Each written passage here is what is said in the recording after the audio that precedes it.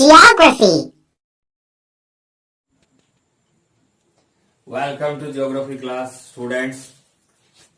Today we will see the chapter number first, and that is the human geography. This is the first book, Fundamentals of Human Geography, and in this book, first of all, we have to understand that what is human geography. Human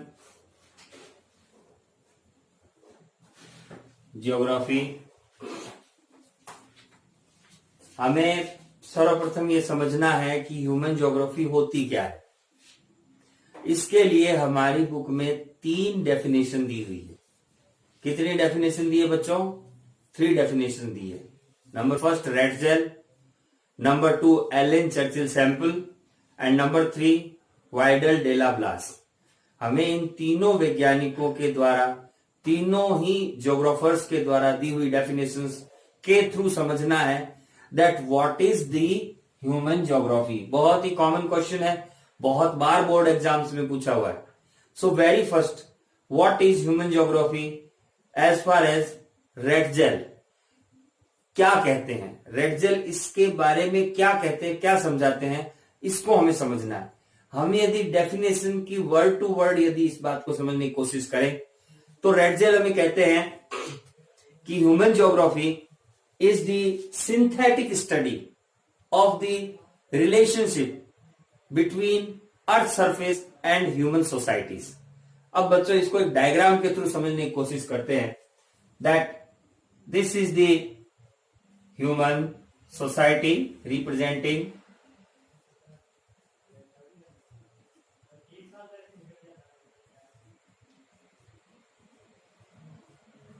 human society, and this is the earth, and it is having the relations human society का। और बच्चों societies, human societies and the earth surfaces, ये अर्थ है और ये अर्थ की क्या है बच्चों? सरफेस। क्या है ये? सरफेस या सतह है।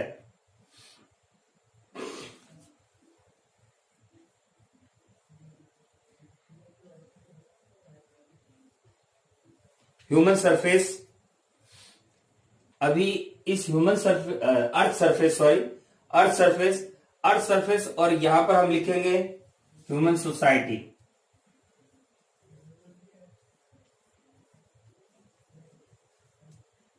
और यहां पर एक बच्चों एक शब्द लिख रहा हूं मैं, सिंथेटिक रिलेशन।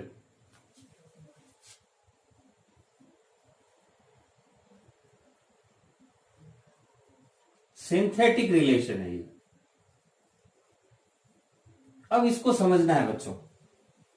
आप यदि डेफिनेशन में ह्यूमन ज्योग्राफी लिख करके human society, synthetic relation, earth surface इतना भी यदि लिख देते हैं और बाई किसके द्वारा है ये बच्चों? रेटजेल के द्वारा है। बिल्कुल गलती ना करें,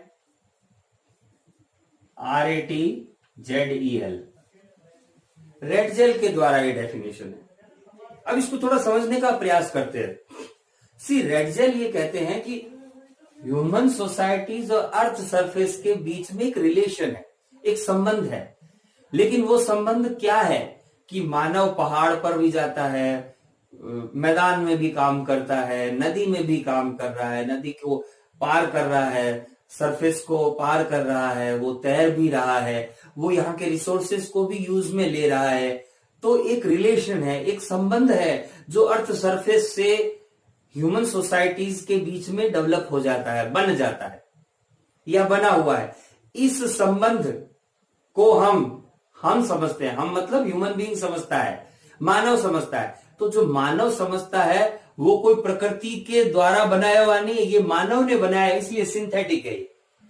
the meaning of synthetic is कि कृत्रिम है, ये बनाया हुआ है, ये समझा हुआ है, ये हमने इस चीज को जाना है कि सिंथेटिक रिलेशन है ह्यूमन बीइंग्स का अर्थ सरफेस के बीच में। और इस रिलेशन की जो स्टडी है the study of this relation is the human geography. मैं समझता हूं आप समझ गए होंगे इसको बच्चों। अब हम आगे बढ़ते हैं सेकेंड डेफिनेशन की तरफ। सेकेंड डेफिनेशन हमारी क्या कहती है, यदि हम बुक से वर्ड टू वर्ड इसको जानने की कोशिश करते हैं और हमें वही समझना भी है, हालांकि मैं आप लोगों को बताऊंगा कि एलिन चर्चिल सैंपल क्या कहना चाहती है, लेकिन उसके उपरांत भी हमें यह समझना होगा, we have to understood that what is the exact theme और exact concept of this human geography. Ellen Churchill Semple कहती हैं कि it is the changing relations of unresting man and unstable earth. मैं वर्ड टू वर्ड पढ़ के बता रहा हूं आपको बुक से। Human geography is the study of the changing relationship between the unresting man and unstable earth. अब यहां पर आपको कुछ नहीं करना है, तीन चीजों का ध्यान रखना है। सेम है, डायग्राम सेम बना सकते हैं आप, सेम ही बनाइए आप। और यहां पर ह्यूमन सोसाइटी की जगह क्या लिख देंगे आप, अनरेस्टिंग मैन।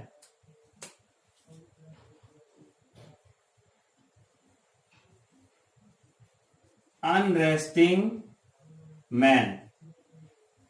और अर्थ सरफेस भले ही लिखा पड़ा रहे, इसमें आप क्या लिखेंगे, अनस्टेबल अर्थ।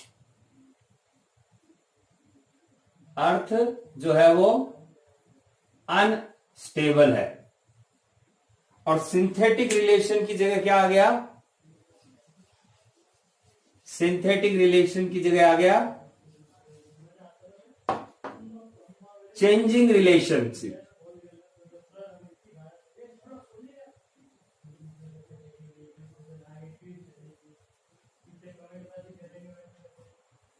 चेंजिंग रिलेशन से ही चेंजिंग रिलेशनशिप लिख दो, कोई दिक्कत नहीं है।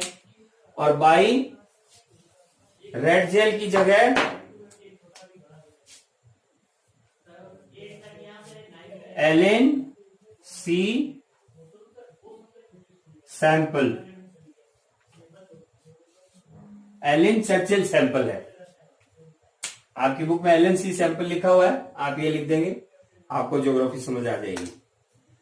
So human geography is the study of changing relationship between the unstable earth and unresting man.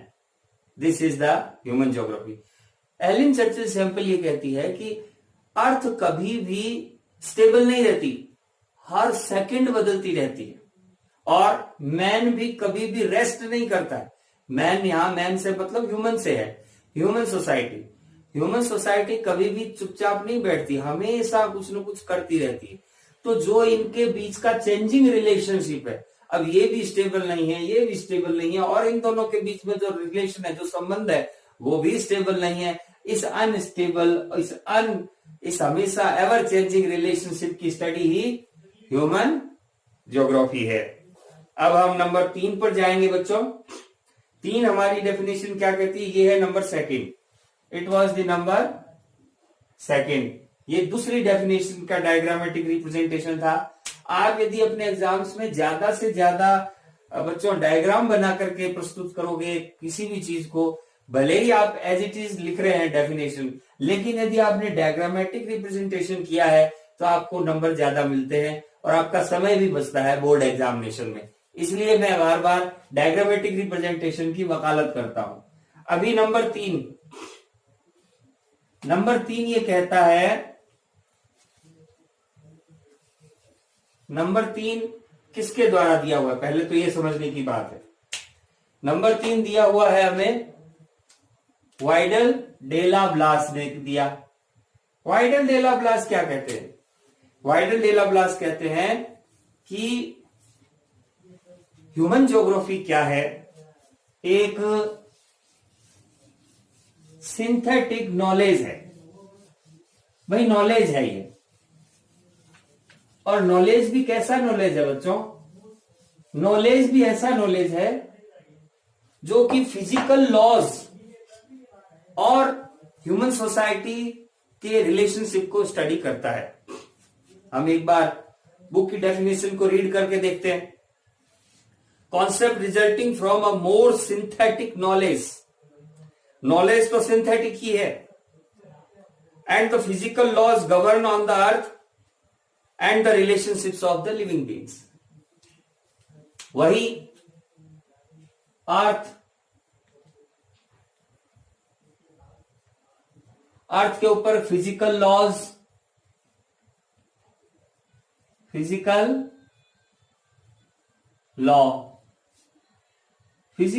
है जो इसको गवर्न करते हैं अर्थ को। और दूसरे इसमें क्या इंपॉर्टेंट चीज थी बच्चों, सिंथेटिक नॉलेज है ये। और किस किस के बीच में है ये, living beings, living organisms.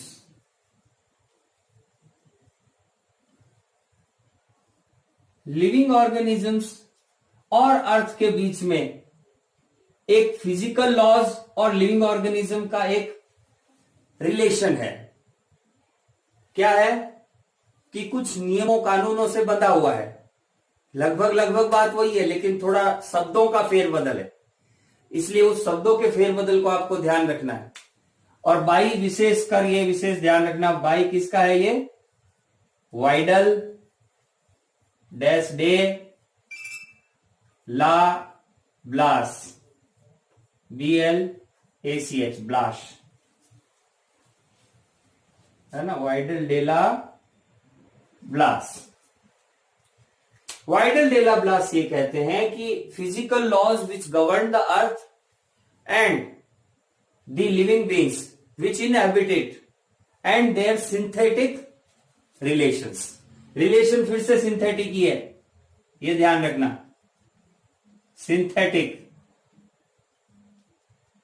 Synthetic knowledge.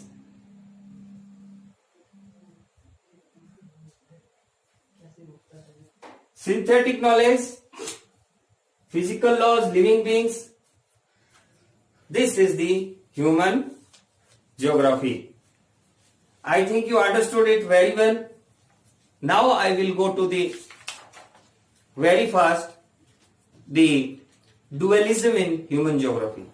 Students, ये भी थोड़ा सा ट्रिकी टॉपिक है, आप लोग थोड़ा इस पर विशेष ध्यान से समझना। ये ह्यूमन ज्योग्राफी की डेफिनेशंस थी 3, जो कि बहुत इंपॉर्टेंट है। Whenever you asked to explain और to write what is human geography, you have to mention this. Now human geography, the geography which is related to the human being. बहुत ही आसान, बहुत ही सरल भाषाओं में भी आपको इसकी पकड़ होनी चाहिए कि ह्यूमन ज्योग्राफी क्या है। Human geography, the geography which deals a branch of knowledge in geography which deals with human beings is the human geography. इस तरीके से आप कुछ अपने दिमाग से सोचकर बनाना शुरू करें और उसके बाद में आप ये डेफिनेशंस लिखें, आपको बहुत अच्छे मार्क्स मिलेंगे डेफिनेटली। आगे बढ़ते हैं हम, dualism in human geography. Dualism in, अभी ह्यूमन ज्योग्राफी की जगह मैं केवल HG लिख दूंगा, है ना। बार बार ह्यूमन ज्योग्राफी लिखने से, आप HG लिखने का मतलब ह्यूमन ज्योग्राफी। आप this kind of the अब्रिविएशंस you can use in the board examination also. Board के एग्जाम में भी इस तरह का हम लोग यूज करते हैं, कोई इसमें गलती नहीं है। देखो बच्चों, डुअलिज्म का मतलब क्या होता है? डुअलिज्म का मतलब होता है दो तरीके से बनी हुई बात। आप इस चीज को बहुत अच्छे ढंग से समझ ले बच्चों कि जो चीज दो तरीके से, यदि हमने किसी चीज को पढ़ी है, किसी चीज को जाना है, तो उसे हम डुअलिज्म कहते हैं। जैसे यहां के संदर्भ में आप लोग देख सकते हैं कि डुअलिज्म क्या होगा। तो हम पहले एक सीधी लाइन खींच दें, डुअलिज्म के पॉइंट्स लिखने के लिए एक सीधी लाइन इस तरह से बना देंगे हम। और पॉइंट नंबर 1, अब इस चीज को ध्यान से समझना बच्चों कि हमारे को जो बुक ने आपको दिया है वो 4 बड़े ही अच्छे शब्द दिए हैं। मैं उन चारों शब्दों को लिखूंगा और आप लोगों को उसके एक्सप्लेन भी करूंगा, आप उसके इलॉबरेट करके उसे लिखना भी है। मैं पूरा का पूरा नहीं लिखूंगा क्योंकि वो लिखने से केवल बोर्ड राइटिंग हो जाएगी, समझने का समय कम होता है। मैं समझाने पर कॉन्सेप्चुअल बेस ज्यादा अच्छा हो, उस पर ज्यादा बातचीत करेंगे हम। See students, number first is the law making और थियोराइजिंग। लॉ मेकिंग, या हम इसको क्या कहते हैं, थियोराइजिंग। ये क्या है, अभी इस पर डिस्कस करते हैं। दूसरा हम क्या देखते हैं, डेस्क्रिप्टिव। इसी में हम क्या देखते हैं, डेस्क्रिप्टिव। आगे क्या बढ़ते हैं हम,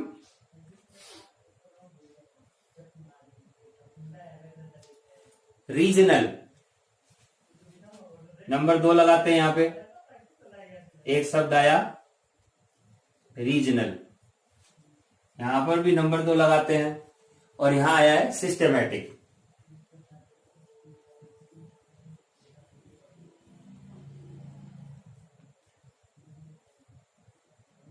अब तीन दो शब्द और हैं इसमें, एक है नोमोथेटिक, एक है इडियोग्राफिक। बहुत इंपॉर्टेंट चीज है ये। आप लॉ मेकिंग में क्या देखते हैं, नोमोथेटिक, और डिस्क्रिप्टिव में क्या देखते हैं आप, idiographic, if I am not wrong, yes.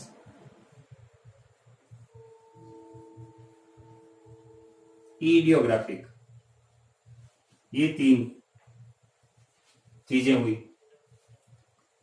अब इसमें डुअलिज्म क्या है, सबसे पहले तो डुअलिज्म को समझ लो बच्चों। जैसे for example, I am your class teacher और I am your geography teacher. Good, ये एक तरीका हुआ स्वामी सर को पहचानने का, कि स्वामी सर जो है वो ज्योग्राफी के टीचर है, एक क्वालिटी हुई। दूसरी क्या हो सकती है, that Swami sir is a teacher in army public school Jodhpur. This is the second. The person is same, व्यक्ति एक है, लेकिन उस एक ही व्यक्ति को 2 नजरिए से देखा जा सकता है। ये क्रक्स है डुअलिज्म का, ये डुअलिज्म का जानने की जड़ है। मैं फिर से कह रहा हूं, एक ही चीज को 2 तरीके से समझा जा सकता है। चीज एक ही है, स्वामी सर एक ही है, लेकिन स्वामी सर की एक आइडेंटिटी ये है कि he is an geography teacher, एक। दूसरी identity, he is teaching right now in army public school Jodhpur, वो आर्मी पब्लिक स्कूल के टीचर हैं। ये दूसरी क्वालिटी, 2 तरीके से समझा जा रहा है, व्यक्ति एक है। उसी तरीके से ज्योग्राफी के फिनोमेनाज को, ज्योग्राफी के फिनोमेनाज क्या होते हैं, फिजिकल फिनोमेनाज, जैसे पर्वत है, नदी है, पेड़ है, ये फिजिकल फिनोमेनाज है। ह्यूमन फिनोमेनाज, पॉपुलेशन है, लोग समूहों में रह रहे हैं, ह्यूमन ज्योग्राफी है। एक फिनोमेना हुआ, एक कॉन्सेप्ट हुआ। इस कॉन्सेप्ट को फिजिकल एस्पेक्ट हो या ह्यूमन एस्पेक्ट हो, उनको 2 तरीके से जानना। अब वो 2 तरीके कौन से हैं वो समझ लो। 2 तरीकों से जानना तो होता है डुअलिज्म, और वो 2 तरीके क्या हैं वो ये सामने लिखे हुए हैं। जैसे नंबर 1, लॉ मेकिंग और थियोराइजिंग। कोई नियम बना दिया कि